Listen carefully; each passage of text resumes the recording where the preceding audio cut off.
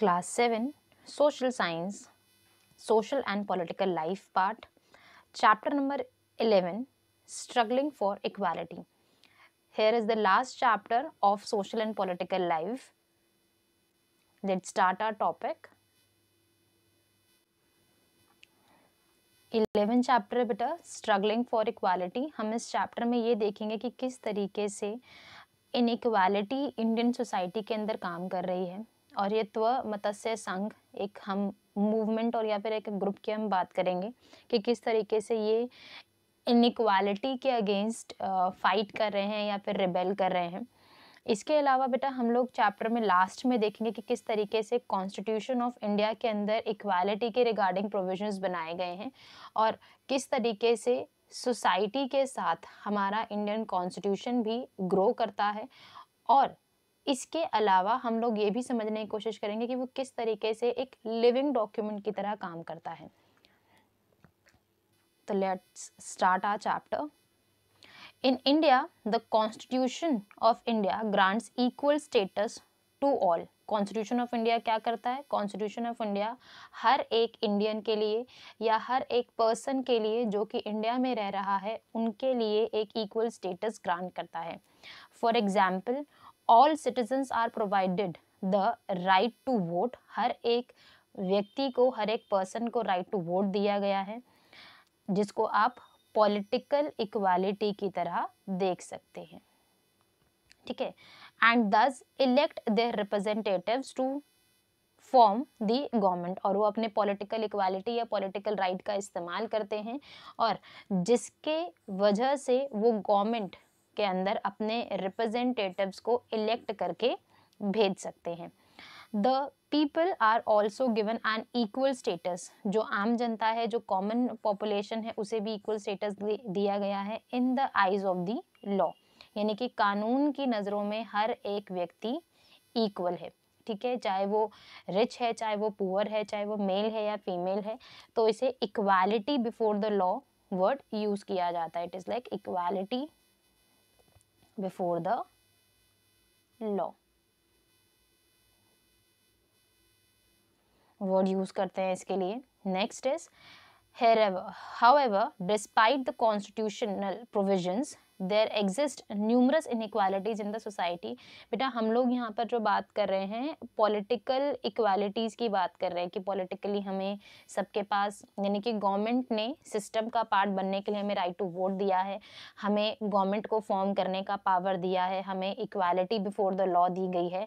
But कुछ हद तक कई बार इंडिया के अंदर पॉलिटिकल इक्वालिटी मिलने के बावजूद सोसाइटी के अंदर या सोशल इनइक्वालिटी मौजूद है या सोशल इनइक्वालिटी काम कर रही है. In the previous chapters we have already discussed and read about the grounds of inequalities and practised in the country. हम लोग बेटा जेंडर इनइक्वालिटी के बारे में बात कर चुके हैं. ठीक है.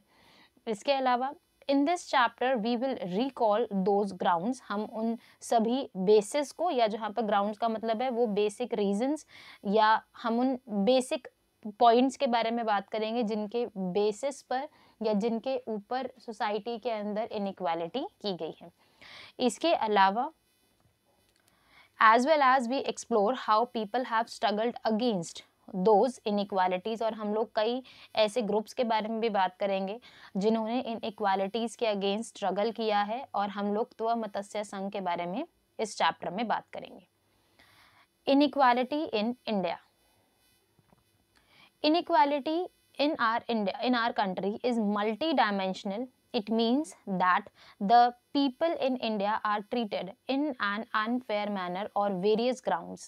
यानी कि इंडिया के अंदर हम लोगों के पास मल्टी डायमेंशनल्स हैं बेटा. बहुत सारे अलग अलग तरीके हैं जिसके बेसिस पर इनइक्वालिटी होती है. आप इकोनॉमिक इनइक्वालिटी, रिच और पुअर की बात कर सकते हैं. आप सोशल इनइक्वालिटी जो कि, या रिलीजियस बेस पर जो इनइक्वालिटी होती है, लैंग्वेज बेसिस पर जो कई बार डिस्क्रिमिनेशन किया जाता है, या अलग अलग तरीके से कभी किसी को सुपीरियर या किसी को इन्फीरियर मान लिया जाता है. तो ये सब और इससे भी ज़्यादा कई सारे डायमेंशंस हैं जिसके बारे में हम लोग जैसे जैसे हायर क्लासेस में जाएंगे वैसे वैसे हम लोग बात करेंगे. It means that the people in India are treated in an unfair manner. इसी वजह से सोसाइटी के कुछ ऐसे नॉर्म्स बन जाते हैं जिनकी वजह से लोगों को इक्वली या फिर इनइक्वालिटी के बेसिस पर ट्रीट किया जाता है, और वो अलग अलग बेसिस हैं, अलग अलग रीजंस हैं, अलग अलग ग्राउंड्स हैं हमारे पास। दीज ग्राउंड्स इंक्लूड पॉवर्टी, जो लोग पुअर होते हैं, लैक ऑफ रिसोर्सेज यानी किसी के पास रिसोर्सेज हैं तो वो डेवलप करते हैं, ग्रो करते हैं, इकोनॉमिकली साउंड हो जाते हैं, ठीक है, caste based discrimination, religious based discrimination, gender based discrimination, physical attributes यानी कि आप चाहे फिजिकली हैंडीकैप है या फिर कई बार मेल और फीमेल के अंदर भी डिस्क्रिमिनेशन किया जाता है, तो ये वो ग्राउंड्स हैं। और इनके अलावा भी कई बार हम लोग कुछ और ग्राउंड्स के बारे में बात करते हैं। People who lack resources are often forced to adhere to the terms and conditions dictated by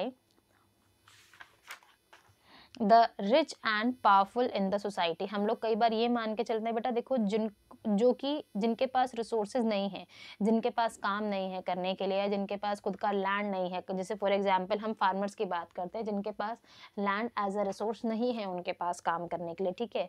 तो लैंड एज अ रिसोर्सेज की जब उनके पास वो रिसोर्स नहीं है, इस वजह से उन्हें किसी दूसरे के रिसोर्सेज से किसी दूसरे की लैंड पर काम करना पड़ता है, और उन्हें फोर्स टू एडhere यानी कि उन्हें उनके ऊपर या उनके लिए काम करने के लिए फोर्स करा भी जाता है, और वो खुद भी फोर्स होते हैं इंटरनली कि भैया हमारे पास खुद के लैंड नहीं है तो हमें किसी दूसरे रिच और पावरफुल पर्सन की लैंड पर काम करना पड़ेगा।